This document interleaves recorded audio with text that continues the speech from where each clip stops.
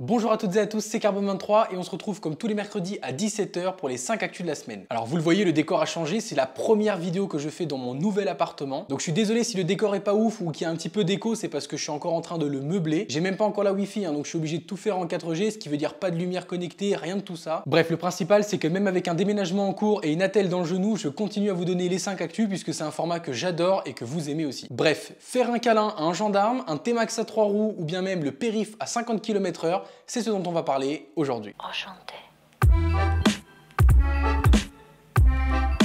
Actu numéro 1, je suis tombé sur un article qui parlait de Chloé, 19 ans, qui cherche désespérément un contrat d'apprentissage pour valider son CAP de mécanique moto. Alors je vois déjà les plus beaufs d'entre vous arriver dans les commentaires à me dire « Oh mais qu'est-ce que ça fout une gonzesse dans un garage pour bécane, assez pour normal mon copain ?» Eh bien pourquoi pas, puisqu'il n'a jamais été question de dire que la mécanique moto est réservée aux hommes. Et c'est justement le problème que rencontre Chloé, puisque ça fait 3 ans qu'elle cherche à se faire engager dans un garage moto, sauf qu'à chaque fois, elle tombe sur des patrons de plus en plus beaufs et machos, qui lui ont dit, je cite, « Trouve une autre voie, une fille n'a rien à faire dans un atelier moto », ou bien même encore, qu'est-ce que je vais dire à mes clients s'ils savent que c'est une gonzesse qui répare leur moto? Alors je sais pas ce que vous en pensez, mais moi personnellement je suis assez choqué de ce genre de propos qui n'ont juste tout simplement aucun sens. Alors comme ça fait longtemps qu'elle cherche un contrat d'apprentissage, Chloé s'est quand même redirigée vers une conseillère d'orientation pour s'appuyer sur son aide, sauf qu'elle est tombée sur une femme qui visiblement ne suit pas sa cause puisqu'elle lui a dit clairement qu'il fallait qu'elle change de voie, qu'elle arrête de rêver et que potentiellement, histoire de ressortir les clichés, elle pourrait peut-être lui trouver un CAP coiffure ou un bac STMG. Bon donc puisque personne ne veut aider Chloé et que visiblement elle reste tout à fait motivée à encore chercher et à trouver un garage, je me suis dit que ce serait hyper intéressant de vous en parler pour qu'on puisse peut-être l'aider. Alors je sais pas du tout ce que ça va donner ni à quelle échelle on va pouvoir l'aider,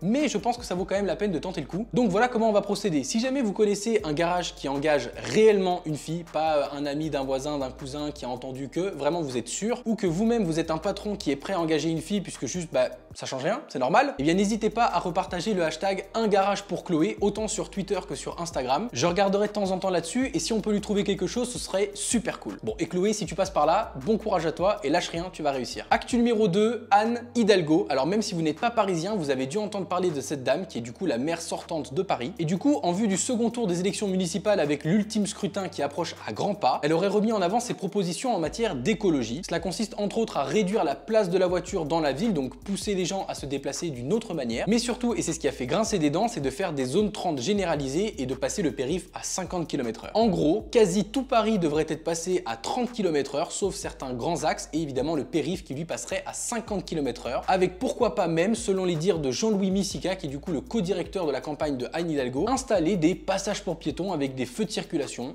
sur le périph'.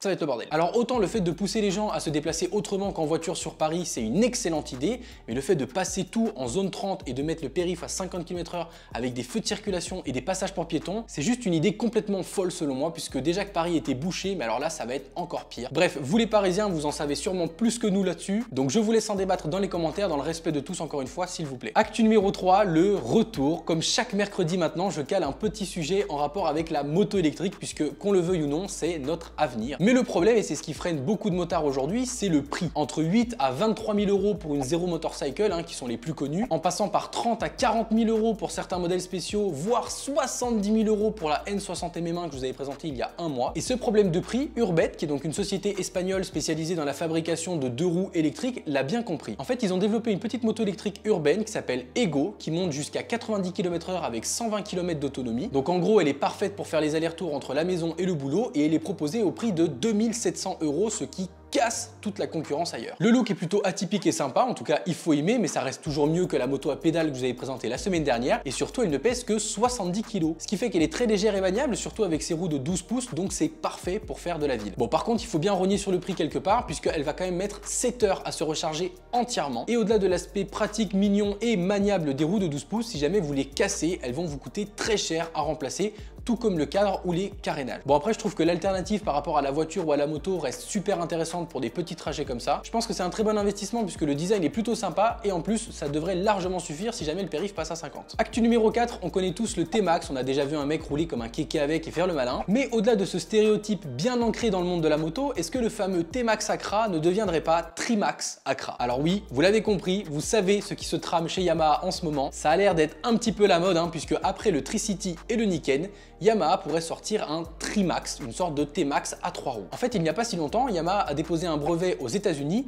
pour un concept d'un scooter 3 roues dont le cadre est très proche d'un T-Max. En gros, je pense que la stratégie de Yamaha, c'est de prendre un modèle de scooter qui se vend très bien, comme le T-Max, et de le passer en 3 roues pour conquérir le monde du permis B, puisque oui, s'il passe en 3 roues, il serait admissible au permis B sans permis moto. Par contre, le système de direction de 3 roues qu'a breveté Yamaha aux États-Unis n'est pas du tout le même que le Tricity ou le Niken actuel, puisque là il s'agirait d'une toute nouvelle technologie qui a été rachetée par Yamaha il y a quelques années à Brudeli, qui est une société norvégienne. Bref, on ne sait pas encore trop ce qu'il en est puisque le brevet a été déposé il y a pas longtemps, on n'a pas trop d'infos sur cette nouvelle technologie là, mais il n'est pas moins sûr que Yamaha fera un carnage avec cette nouvelle technologie sur un 3 roues tiré du scooter le plus vendu d'Europe. Actu numéro 5, en règle générale et encore plus en ce moment avec les tensions actuelles, les bleus ne sont pas vraiment nos meilleurs amis. Malgré le fait qu'ils font juste leur travail et qu'ils nous protègent en cas de danger, il y a toujours un petit lot de retardés qui jouent les cow-boys ou qui se prennent pour John Cena lors d'une intervention et ça crée des situations désastreuses comme Adama Traoré ou George Floyd aux États-Unis. Il n'empêche que moi personnellement, j'ai un grand respect pour leur métier qui est l'un des plus durs au monde puisqu'ils prennent des risques au quotidien et ne sont quasiment jamais récompensés, en tout cas par les citoyens qu'ils sauvent. Bref, chacun a son avis sur le sujet, mais je pense que ici on va mettre tout le monde d'accord puisque la gendarmerie des Vosges vous propose tout simplement de leur faire un câlin. Alors c'est pas une vanne ou un poisson d'avril retardé, hein, vous pouvez réellement faire un câlin à un gendarme en likant ou en tweetant sur leur compte Twitter directement puisque vous recevrez un DM avec ce qu'ils appellent un bon pour un câlin une fois que la crise sanitaire sera passée bien évidemment. Alors attention, cette initiative n'est valable pour l'instant que pour la gendarmerie des Vosges, hein, donc si vous êtes en dehors de ça, ça ne fonctionnera pas pour l'instant. Mais si vous connaissez des gendarmes ou vous-même vous êtes un gendarme, parlez-en à votre supérieur puisque moi perso je suis carrément chaud pour le faire. Ça ne leur coûte rien, ça ne vous coûte rien non plus, à part un petit peu de temps et de bonheur, franchement c'est que du plaisir. Sur ce, je terminerai par une petite private joke pour un ami à moi. Bilout et Haribo, si vous passez par là, on vous aime. C'est la fin des 5 actus de la semaine, on se retrouve dimanche à 10 h pour une nouvelle vidéo et mercredi à 17 h pour 5 nouvelles actus.